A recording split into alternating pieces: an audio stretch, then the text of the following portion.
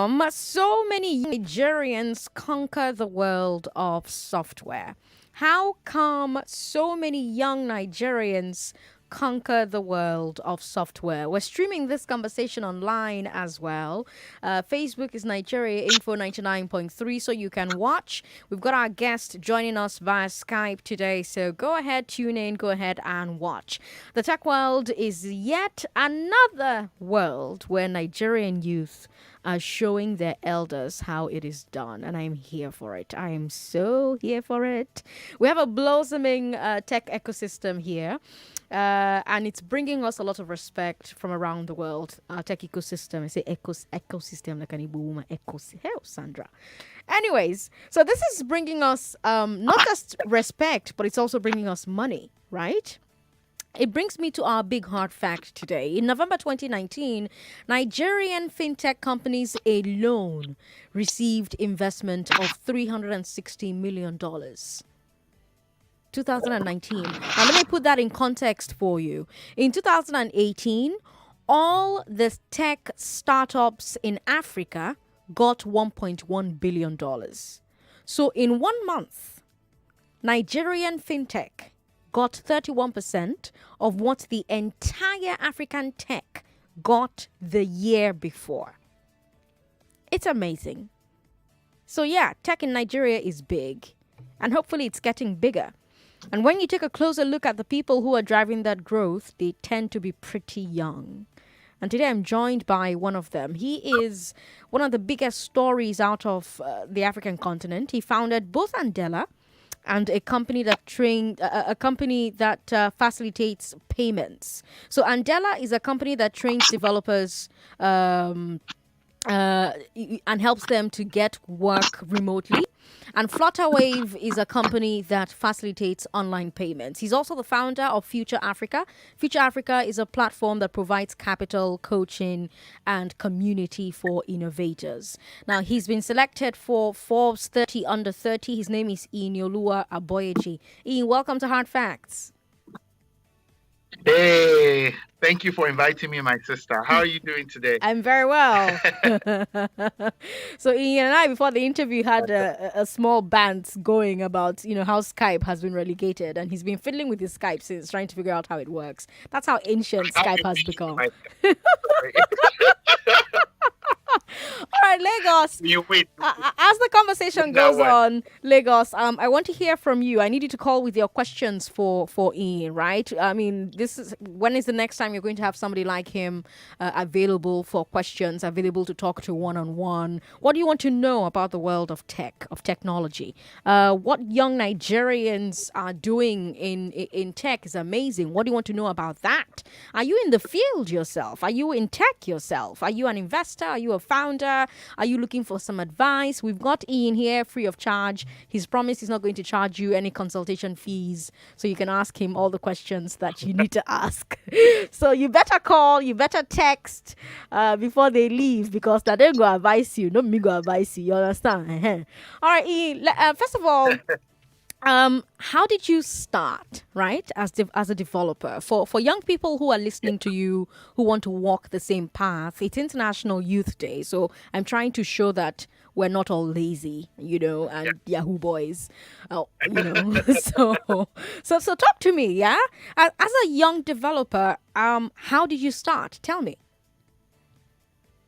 Okay, so I mean, first of all, I'll be honest and tell you, I no longer know how to code, and I had a very brief and fleeting coding career that ended very badly. So, first of all, I think the first thing is to tell you that the only roles available in the technology space are not actually coding roles. I actually studied law, probably like you. So if you're thinking, I have to be a nerd and code to be involved in technology, that's not true. Second, I would admit that my path was actually replete with quite a bit of privilege, because my parents did sacrifice quite a bit to have me leave the country in order to study in Canada.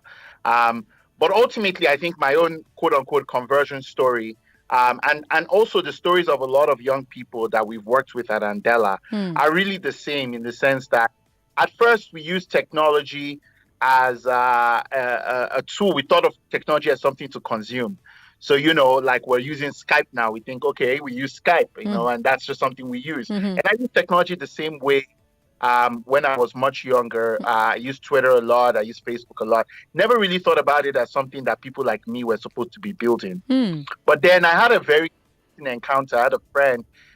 His name is Pierre, a very good friend of mine till this day.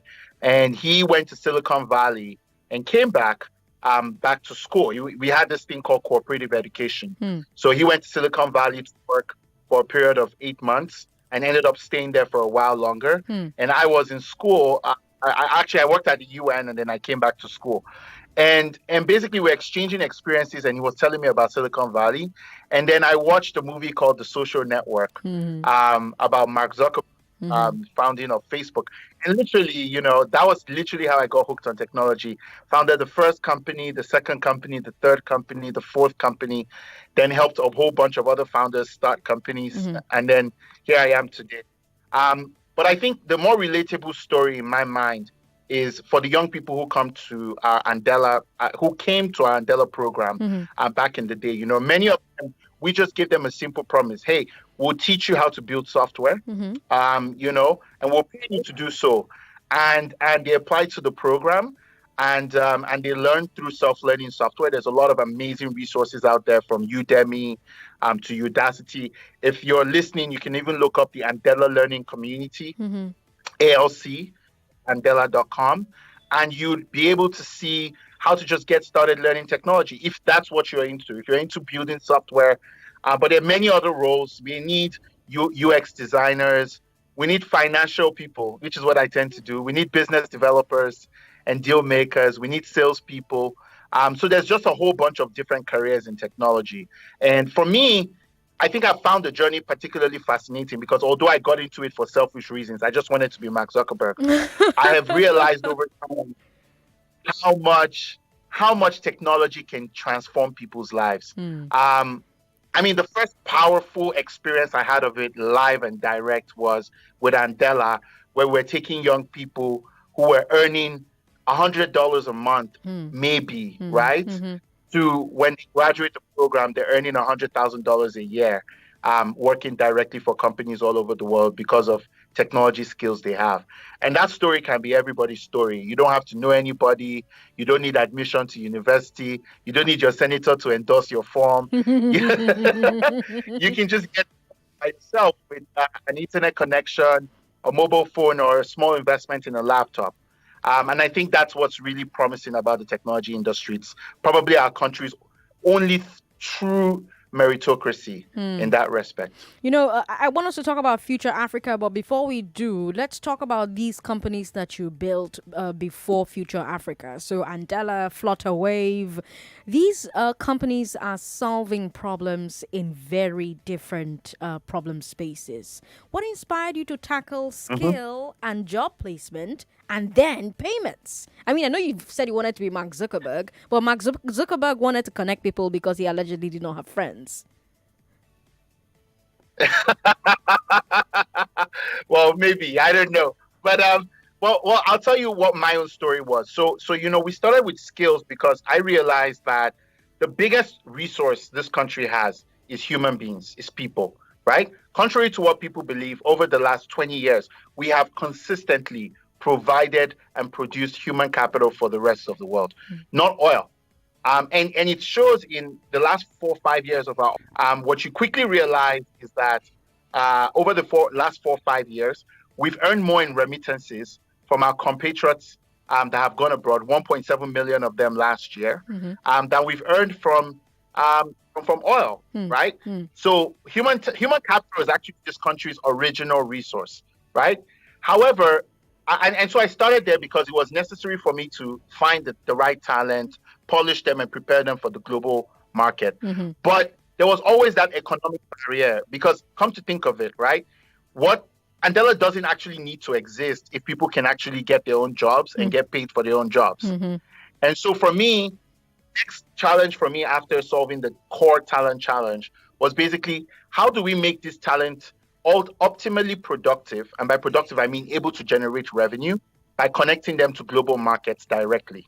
So that means people can build software and earn revenue for building software. which was something that was unheard of before Flutterwave came on the scene. It was really difficult for people to accept payments from customers all over the world. You were limited in many ways to what your local bank was able to give you in terms of software. And it wasn't as democratized a payment platform as it is today. Today, you have merchants able to set up Flutterwave stores and sell their products all over the world. That wasn't possible 4 years ago. So for me, it was always about talent is important and skill is important, but more important is how do we make sure you can connect to the global economy? How do we make sure the global economy can connect to you? Before we started Andela, it wasn't possible for you to make electronic payments for your Uber. I don't know how many of us remember the experience, but we had to carry cash everywhere in order to do that. Many weeks I go without cash because of the kind of experience that I'm able to design for myself through Flutterwave. So, I mean, that's really kind of how I took on those two tasks. I think if you look at the emergence of most ecosystems, you will find that traditionally, though, the talent business is taken by government, but the most important challenge to solve in a brand new ecosystem is payments, because that's ultimately how value gets passed around and how these fantastic valuations that you hear about get built, because somebody can get paid for building a great software product. So that's why I took on those two challenges. My. When I look at what you've built, apart from the successful business, you've also really helped the ecosystem. So, for example, so many businesses, and you mentioned this, so many businesses, both tech and non-tech, rely on Flutterwave's payments, right? And then so many tech startups exist because their founders graduated from Andela, or they were able to hire Andela alumni, right? Was growing the ecosystem always part of the plan? Was that, I mean, were you always so altruistic, or was it just a happy side effect of building products that people were ready to pay for? Well, it always was the plan, to be very honest with you. It always was the plan. I mean, once I got over... So you're a regular Father Christmas, huh? Well, it's less about being Father Christmas. I think it's more about really understanding the importance of the powers and privileges that we're given, right? So I had a really unique experience when I went to school. So I went to school for the rest of the world for one thing. Did you have a BlackBerry phone when it was in vogue? Did you have a BlackBerry phone? Well, I probably made your BlackBerry phone with my hands. Oh, really? Okay. Because Watson was the home of the BlackBerry, right? Research in Motion that was the only thing in the town. And I had the privilege of working there a couple co-op terms and off schoolwork and all that. And I learned so much, because this was a very tiny town. It had maybe about 400,000 people. And they were powering the entire mobile revolution from this tiny town, 2.5 hours from Toronto. And I watched also as Apple decimated this company. I mean, like literally destroyed it and took it apart, right? So I saw that and I thought the ecosystem was going to die. But because these people had sown so many seeds, right, in the ecosystem, the university, a lot of the money for the university came from them. They had seeded a bunch of other companies. They weren't always good actors, but they tried their very best. And that allowed them to build a very strong and resilient tech ecosystem. And I also when I came back to Nigeria, I had a lot of trouble, more trouble than people might imagine, breaking into the tech ecosystem. A lot of people weren't necessarily helpful. I wasn't always taken very seriously. And I knew that it was going to be very important that if I got the opportunity to be successful in the ecosystem, I built it differently, right? And so for me, it was mainly you could call it a revenge mission in some ways, but I think that, and ecosystems that are built on privileged access from people that are well-to-do like myself, because, people that have my kind of education or my kind of access, I don't think they survive, right? So for me, it is actually a goal that I am able to spread the luck to as many people as possible, because that's where true innovation comes from. And to be honest, I've just been blessed by the results, just being able to see people who started with us at Andela change their lives so rapidly over a period of 4 years. Being able to see businesses that were our infrastructure at Flutterwave, being able to turn the tide so quickly. I mean, it's just a blessing to be used by God to bring all these things to pass. And I mean, for me, that is what gives me real joy. Money, it's nice, right? But being able to extend opportunities to other people, there's nothing that really compares. You know, writing software is one thing, building a business is another thing. So let's talk about the major challenges to building and growing a tech business in Nigeria, Ian. What do you think those are? Well, I mean, to be honest, our challenges haven't changed much, except some of them have gotten a little worse with success. So, I mean, it's still the same things as when I was coming in. It's still talent. How can we find the best talent in order to grow our businesses? Many of our businesses are growing faster than the talent can. Even though the talent is doing really well, we're always short of certain kinds of expertise that would change the landscape for us. It's always capital. I always say this and people laugh at me. Despite the numbers you're seeing, Nigerian businesses are chronically underfunded, right? Compared to their peers all over the world. I mean, I'll use my own company, both of them. A lot of the guys in the corporate world laugh at us and say, oh, your valuations are so fantastic, primarily because they don't really believe in the tech thesis or how fast we're growing. But I look at the numbers and I'm like, how is it that, this bank is valued at XYZ and we grow faster than that bank and we're valued only at 6 times our revenue, And I mean, people can slice and dice this any way they want, but the reality is that we're not getting enough funding to be able to build huge transformational businesses that can really turn the heads of the world the way the Alibabas get the funding and the Facebooks get the funding and the Twitters get the funding, right? Then obviously there is government regulation, right? Like, unfortunately, that's what a lot of us have to focus on now because, unfortunately, we have a very predatory political class. And rather than see all this success and say, how can we use this as a vehicle for lifting young people? A lot of them look at this and say, how can I get my share? And unfortunately, this leads to a lot of bad policy decisions that continue to ensure that people are unemployed. I think one thing that's not even touched on enough is the fact that tech is actually the fastest growing employer of young people in this country, especially young people that have gone to university, right? Last year, out of the 1.2 million, we employed over 100,000 in different roles and capacities, right? So the government tends to turn a blind eye to that. Maybe they don't think the numbers are impressive enough. I can understand that. But they turn a blind eye to that when they come to regulation and literally regulate to kill, unfortunately. And so I think there's a lot of stuff. There's a lot of other challenges that we have, but I think many of them are getting resolved, right? Like, on the talent side, there's a plethora of programs. It's never been easier to learn how to code or cheaper to learn how to code. On the payment side, there's beyond even us, there's Paystack, there's multiple options for people, and things are getting easier and better. And everybody's on with the fintech revolution. I guess it's the government side we're trying to wrap our heads around and figure out how do you deal with a government that's quite literally working against the interest of young people. Lagos, let's talk at this point. I need you to call in with your questions for Inya Bonyeji. What do you want to know about the world of tech? What do you want to know about what young Nigerians are doing in the world of tech? Are you in the field yourself? Do you have questions? Are you looking for some advice? 0700-993-993-993. 0700-993-993-993. You're listening to Hard Facts on 99.3 Nigeria Info. It's International Youth Day, and so we're talking to very, very impressive young Nigerians, and one of them is on my show today. We're asking how come so many young Nigerians are conquering the world of software. Let's talk to you now. 99.3. Hello. Hello. How are you? What's your name? Hi, my name is Desire. Desire. Good to have you on the show. Okay, please, I want to ask Mr. Anye a very straight question.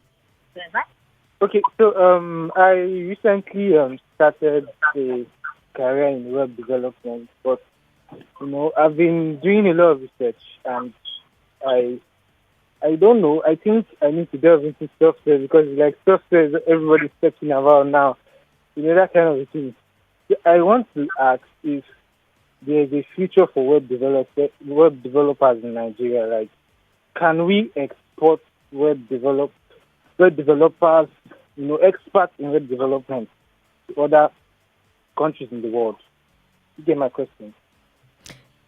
Okay, so to understand what you're saying, can we export web developers to other parts of the country? Yes, to other parts of the world. Yes. Yes, yes. Okay. All right then. Okay. Iya Boyeji, yes or no? Yes. Well, I mean, we're already doing that, right? Like Andela developers, many of whom are Nigerian, work with over 200 companies all over the world. So that's already happening. And that's not even to count the individual efforts of a lot of remote developers who are working for companies all over the world, bridging other platforms or doing it directly, working from here. I think we're already doing that. Unfortunately, I think we're not at the kind of scale we could be at for a number of reasons. The first reason is just, government is not necessarily cooperating with us. I'm hearing that they want to actually regulate outsourcing now rather than actually encourage it. So that's an example of they're not on the same page with us about what the potential of this industry is and how to encourage it. Because if they wanted to encourage it, the kind of things that we should be talking about are how do we change our university curriculum, right? University curriculum is not going to help people get this type of jobs.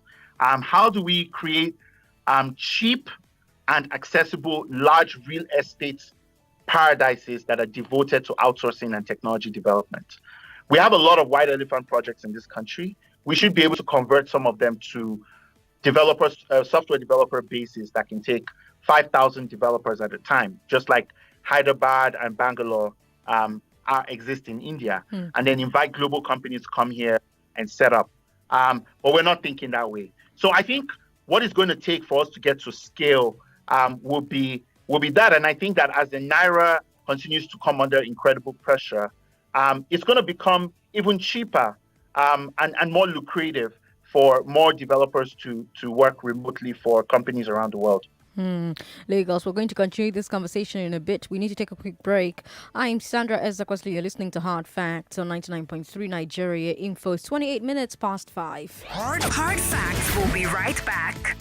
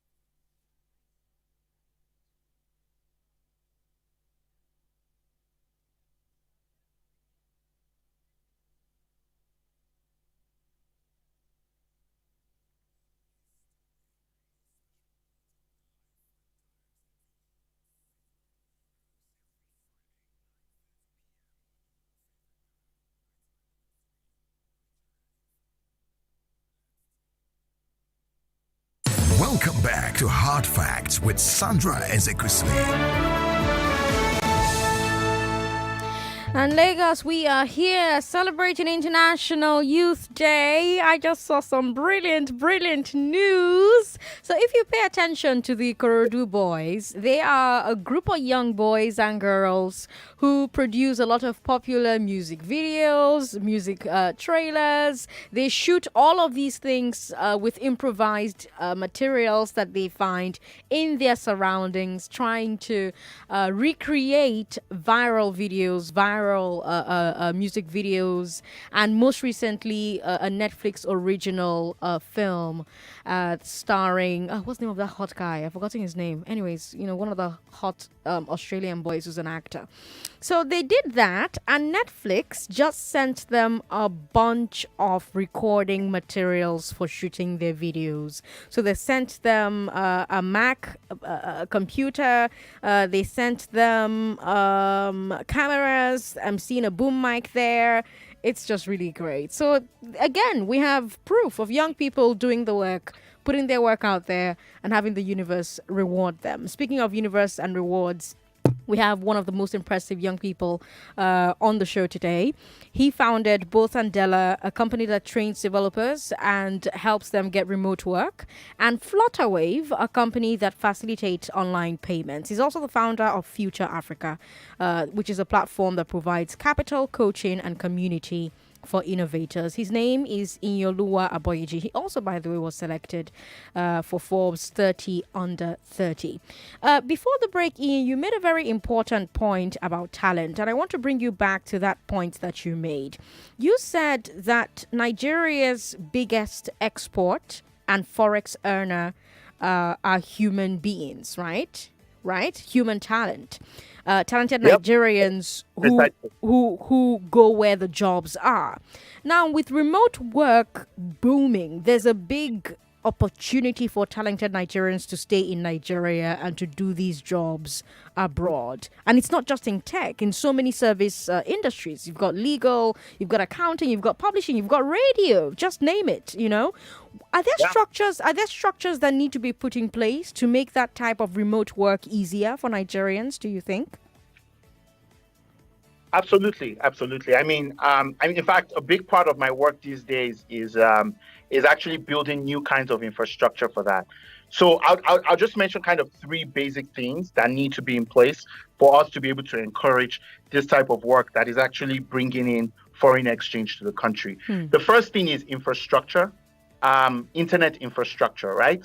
So we need to have broadband. A lot of governors have recently taken the initiative of bringing down their right of way, which is a significant part of the cost of our internet, and an issue why the quality of our internet is not as great as it needs to be, and that's a great move. But there's more that can be done, and it's very important that work is done.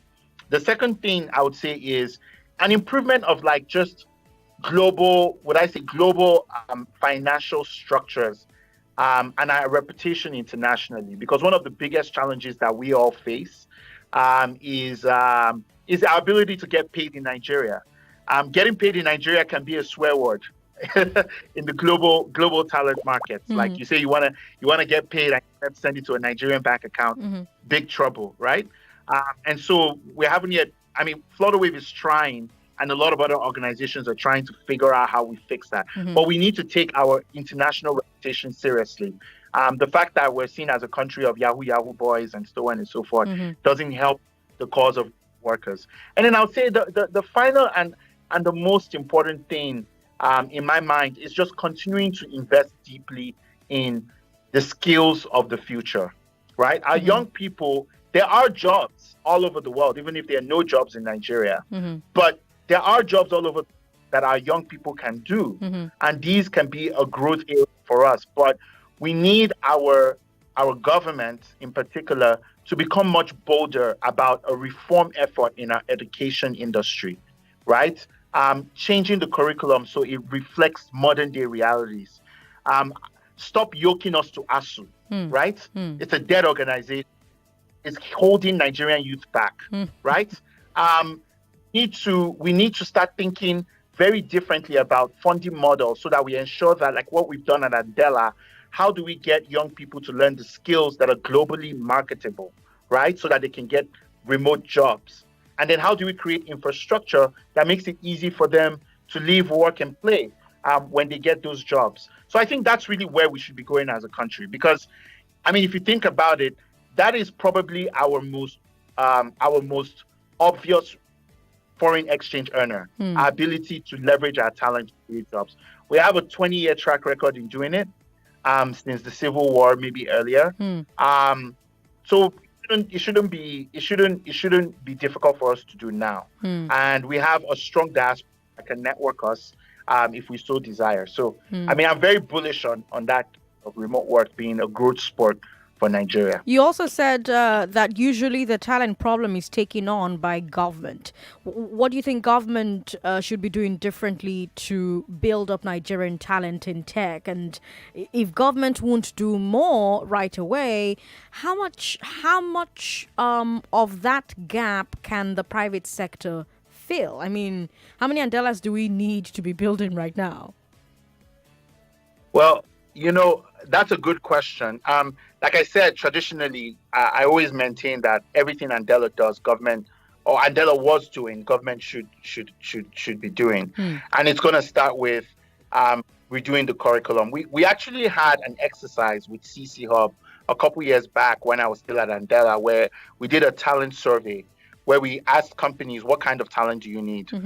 We asked companies both locally and all over the world, what kind of talent do you need to survive a technology future? And they told us. And for me, it's like, how do we support universities to be able to offer those courses to their students? If we don't have the professors, there's a lot of open online courses that we can give students to be able to learn these courses. We need to provide at a very basic education, but quality education to our young people, right? Everybody should be able to read, write, and count, because that's the base requirements for you to be able to self-learn and grow to the point where you can actually contribute value. And I'll say, we need to start thinking very differently about talent and value. We need to place a real dollar value on our talent. And that means we need to change how they're regarded. We need to emphasize meritocracy. There's a lot of cultural challenges that we have, even in terms of our emphasis on soft skills, that we need to reform in order to take real advantage of that opportunity. So I think private sector is trying. There are a lot of Andela clones these days, which is fantastic. That was the intention. But I don't know. There's only so much private sector can really do. That's the reality. There are more scalable ways of delivering the programs. I'll tell you, for example, when I was starting out Andela, the average cost of a 4-year computer science program outside of a 4-year university globally was $25,000. When we started Andela, it cost us about $15,000 for every fellow we trained, right? Today, it's about $140 per head. If you look at what the likes of StartNG are doing, the likes of ALC are doing, by leveraging these anti-chronos teaching methods that leverage like Slack platforms, mentors, and so on and so forth, and a lot of self-learning. So I think it can be brought down. There's a lot of innovation going on in the space, but you still need active government engagement in order to do it. And I think I'm really looking to states to make the difference here. I think if a state decides to take this type of opportunity seriously, they're going to see the result, not in 10 years, but actually in 3 to 5 years. Oh, okay.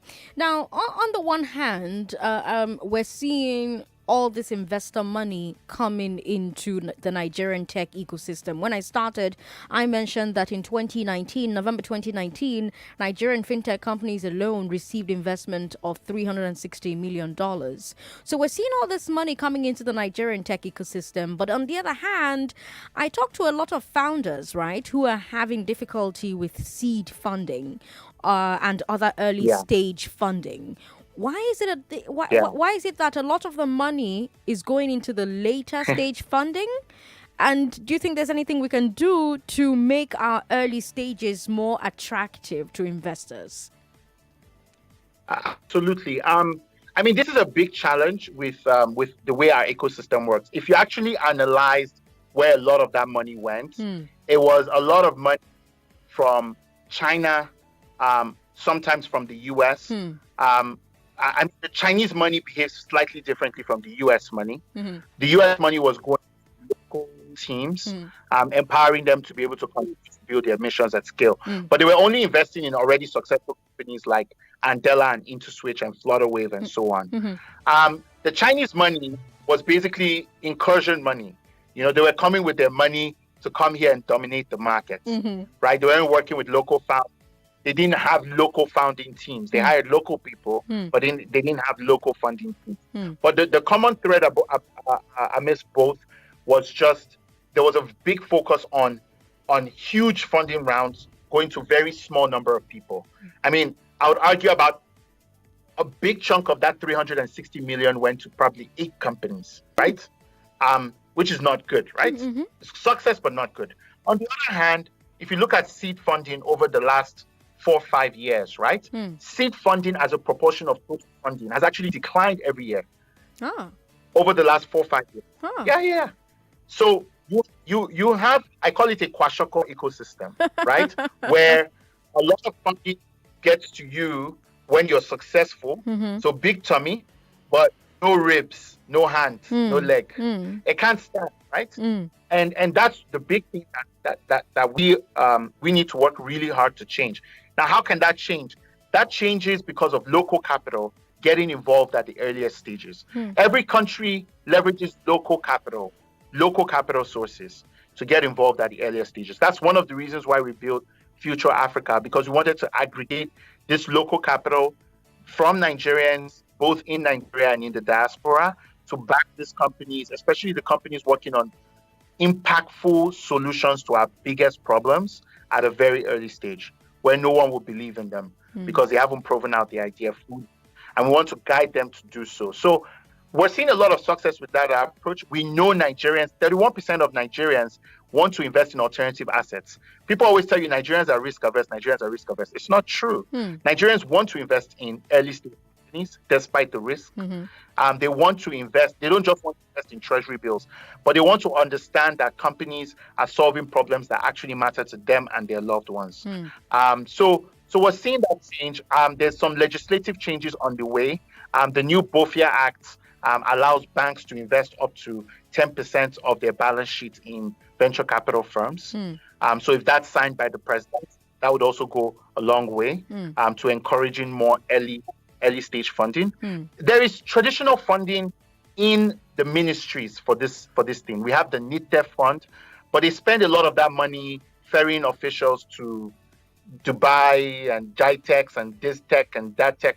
But there's a need for a more coordinated strategy in terms of looking at the sources of funding that are statutorily available to support founders, local founders at the earliest stages, and financing them. Now, will all of them succeed? Absolutely not. We'll have a high failure rate, as is with business.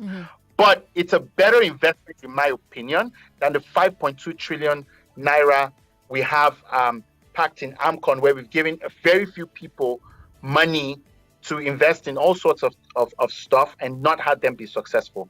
It's cheaper for them to fail at the earliest stages, get some life lessons, and grow, as opposed to us investing so much money in very few business people that now have a high burden of success.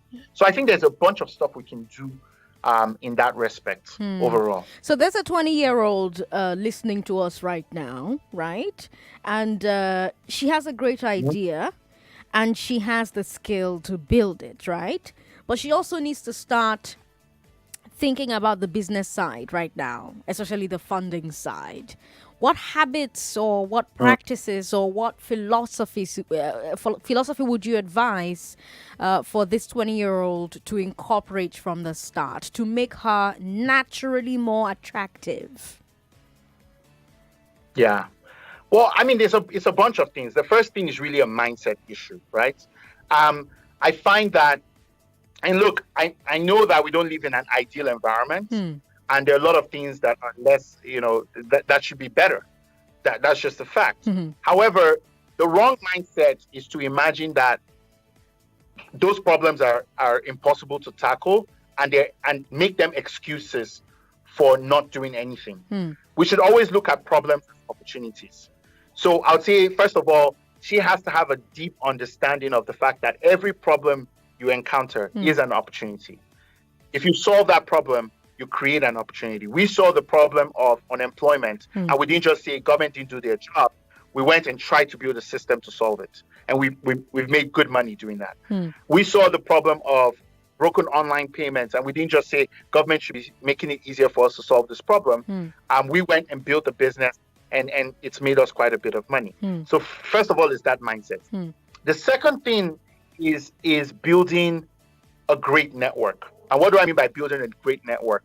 A lot of people don't know how to make friends in Nigeria. I don't know. It's a very odd thing to say. Myself included. That's what I really believe. I don't know how to make friends. Well, no. I suck at it. We're good friends. What do I mean by networking, right? Ultimately, a lot of my success, to the extent I can call it that, has been about being in the right place with the right people at the right time, right? But with the right people is extremely important. And I got there, obviously, a lot of it was through privilege because I had the ability to go out of the country and so on. But I also spent a lot of time with folks at CC Hub, many of whom are famous founders today. I spent a lot of time with older people, many of whom are mentors today. So I'd say, look, find a community of people who care about some of the same things you care about and make friends by being helpful to people. That's how you actually make friends. You make friends by asking people, how can I help? And actually giving them that help. And there's nobody in this world who needs something.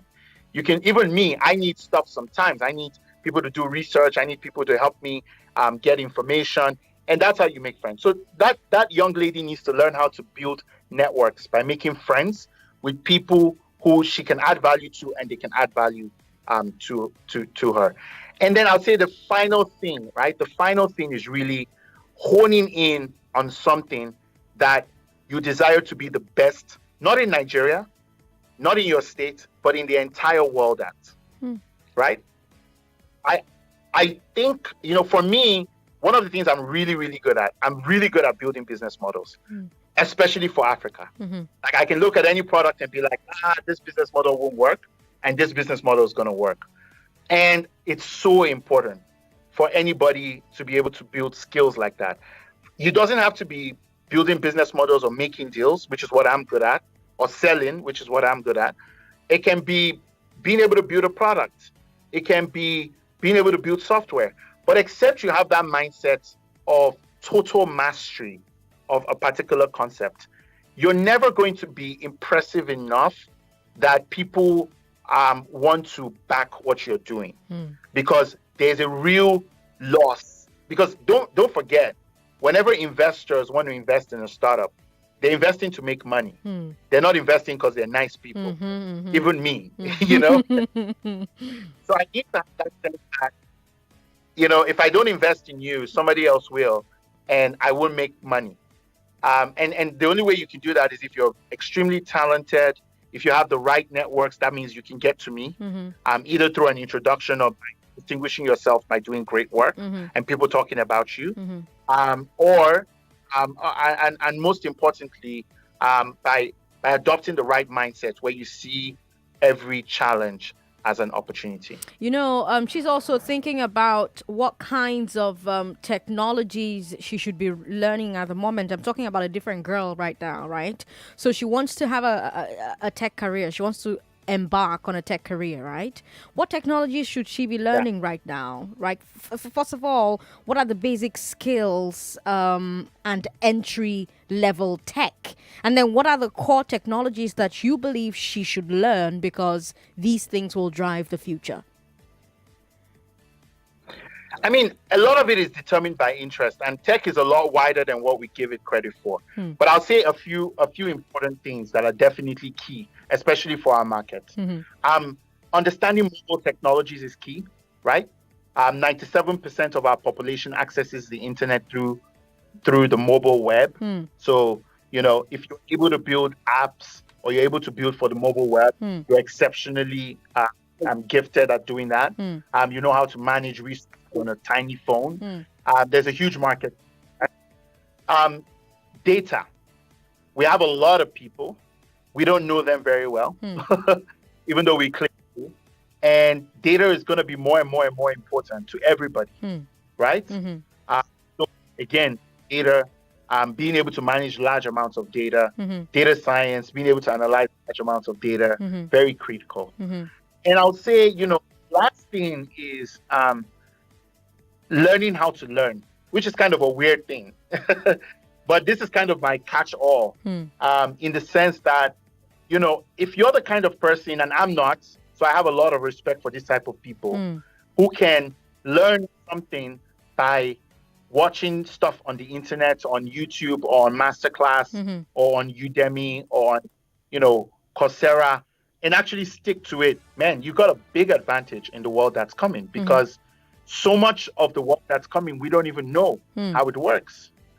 And if you're just the kind of person who can soak in information and write and summarize it in writing for other people, you're a king, right? If you can present that information to other people, you're a queen, right? So it's very important that those are the kind of skills that young people start to pick up on, because these are the skills that would make you competitive. I'm sure there are others, but these are the ones that come to mind immediately. Okay, let's see if we can take one or two calls. I'm sure people are itching to talk to you. People are itching to share their concerns. People are itching to get advice from you. So 0700-993-993-993. A lot of people are asking if they can come under your tutelage and how they can come under your tutelage. How can they do that, E? How can people come under your tutelage? Man, I'll be honest, I'm still trying to figure out how to do that at scale. But, for now, I would say I try to tweet sensible things on my Twitter. I don't always succeed. Yes. So that's a good way. I avoid you, and I try to share the little I know. And I should come up with something. Okay. Right now, I'm working through Africa to share as much knowledge as I have. And on the internet, I try to give a lot of interviews like this so I can share the little that I know. We've got Victor. I haven't yet come up with a mentorship program. But who knows? It might be in the works. Who knows? Okay. All right. So until he has a mentorship program, let's talk to... Who's this? Hello. Thanks for calling. Yes, I can hear you. Go ahead. What's your name? My name is Muiwa. Muiwa, welcome. Go ahead. You've got 1 minute. We don't have time. Go ahead. Okay, I just want to commend Inyolua for what he's doing. I mean, I've taken some lessons from his model. Good. And my own plan and strategy at the moment is reaching out to fresh graduates, encouraging them to explore platforms like Flutter, like plural sites, to create something for themselves. And I really, really like what he's doing, because he has created what I call a wildfire. Thank you very much. All right. Thank you for calling. 99.3, hello. Hello. How are you? I'm What's your name? Richard, hi. Yeah, I'm fine. I'm Richard. Hi. Yeah, I'm actually a developer, like 5 years, with 5 years experience. Okay. So the issue I'm having is currently with... Oh, no. I'm so sorry. No. If you can call back, okay? Hello. Hello, Desire again. All right, Desire. Hello. Okay, please, I just want to ask, for somebody that wants to gain a new entry in tech, would you advise web or software? That was the initial question I wanted to ask. You want to get a new entry in tech? The what? Yes, a new entry, advice web or software. Is there an advice web or advice software? I didn't get you. Did you say an advice software or advice web?